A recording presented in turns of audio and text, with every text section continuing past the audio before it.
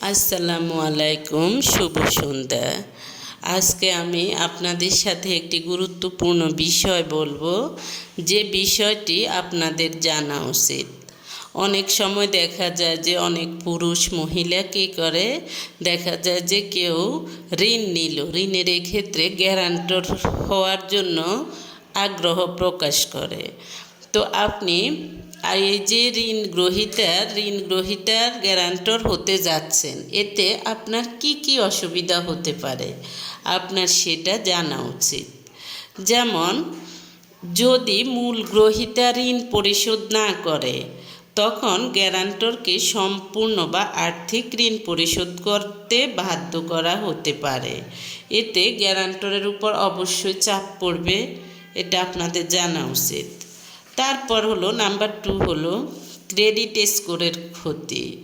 যদি আপনি যার জন্য গ্যারান্টর হতে গিয়েছেন সে যদি ঋণ পরিশোধ নিয়মিত কিস্তিগুলো না দেয়, এক্ষেত্রে আপনার ক্রেডিট স্কোর ক্ষতিগ্রস্ত হতে পারে। ভবিষ্যতে আপনি নিজের জন্য ঋণ বা ক্রেডিট কার্ড পাওয়ার ক্ষেত্রে সমস্যা হতে পারে।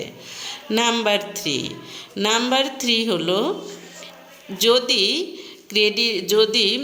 মূল গ্রহীতা ঋণ পরিশোধ না করে, তাহলে আইনি মামলা বা সম্পদ বাজেয়াপ্ত এগুলো কিন্তু যে গ্যারান্টর হয় তার বিরুদ্ধে এগুলো করা যেতে পারে, মামলা করা যেতে পারে। নাম্বার 4 হলো সম্পর্কের অবনতি। গ্যারান্টর যদি বন্ধু বা পরিবারের সদস্য হন, তাহলে অবশ্যই ঋণ নিয়ে জটিলতা, ব্যক্তিগত সম্পর্কের ক্ষতি করতে পারে। অর্থের কারণে দ্বন্দ্ব বা মনোমালিন্য সৃষ্টি হতে পারে, অর্থাৎ সম্পর্ক নষ্ট হবে। তারপর হলো নাম্বার 5, ভবিষ্যৎ ঋণের সীমাবদ্ধতা। গ্যারান্টর থাকার কারণে ব্যাংক বা আর্থিক প্রতিষ্ঠান আপনাকে উচ্চ ঝুঁকিপূর্ণ গ্রাহক হিসেবে চিহ্নিত করতে পারে। ভবিষ্যতে বড় ঋণ যেমন বাড়ির লোন নেওয়া আপনার জন্য কঠিন হতে পারে।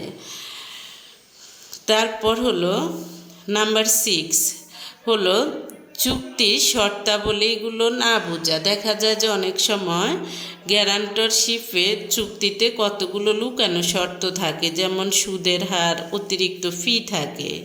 সেগুলো না জেনে না পড়ে আপনি যদি সে চুক্তিনামায় সই করে দেন, তাহলে ওগুলো আপনাকেই পরিশোধ করতে হবে।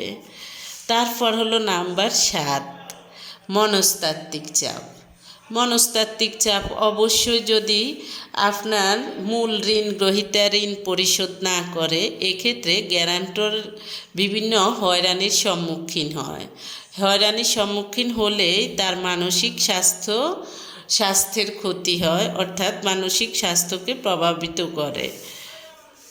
তাই বুঝে শুনে কোনো ঋণ গ্রহীতার গ্যারান্টর হবেন।